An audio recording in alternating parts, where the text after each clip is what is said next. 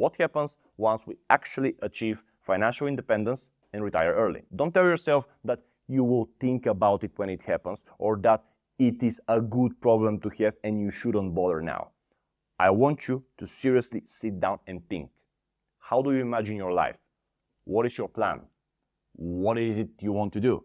Going in without a plan can be devastating. For example, I'm not sure I like the idea of retiring to a different country after achieving FIRE. However, an even worse scenario is to plan to retire in another country and don't plan to work at all and don't have any passion projects to pursue and not having any social network or family in that place.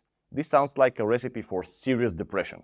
Human beings were not created to just sit around and enjoy the sun. We are just not meant for that.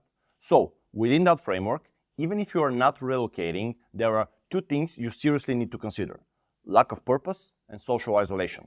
The lack of purpose might come because you are not working anymore. And yes, I know you hate your job or small business and want to get the hell out of it. I know, but, you need to understand that even if you hate it, it gives you structure and purpose. That purpose might be to get home by 5 and pay your bills. It's not the greatest, but it is one. So don't underestimate it. You need to think of a purposeful activity and project before you achieve FIRE, otherwise you are asking for a mental disaster. It is proven that people's mental and physical health decline when they stop working and contributing to society, especially if they are alone. Which brings me to the second issue, social isolation. Even if you are not relocating, you need to consider the fact that you will no longer be engaged with colleagues. Also, you might want to go for a hike Wednesday afternoon, but everyone you know is working and you got no one to go with. These are real issues that you need to plan for. My ideal scenario would be to have a small community of like-minded people with the same goal and plan activities with them, knowing that you won't be left on your own from Monday morning to Friday afternoon. It is an ideal and hard to accomplish scenario, but hey, it is worthwhile to pursue. And the last thing I will talk about here is that unless you are filthy rich and ridiculously diversified, it is a good idea, at least from time to time, to practice a skill that puts you in contact with an industry and keeps you updated.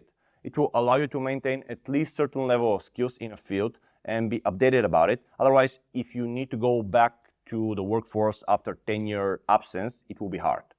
Let's say you're a programmer and you haven't done anything for 10 years. Suddenly, you need money and you decide to get out of retirement and find a job.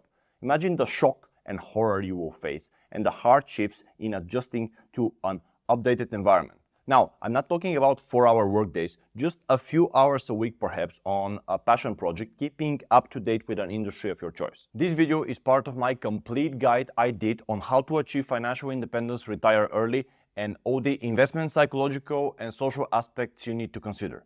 To find out what the full strategy is, click on the video that has just appeared on your screen.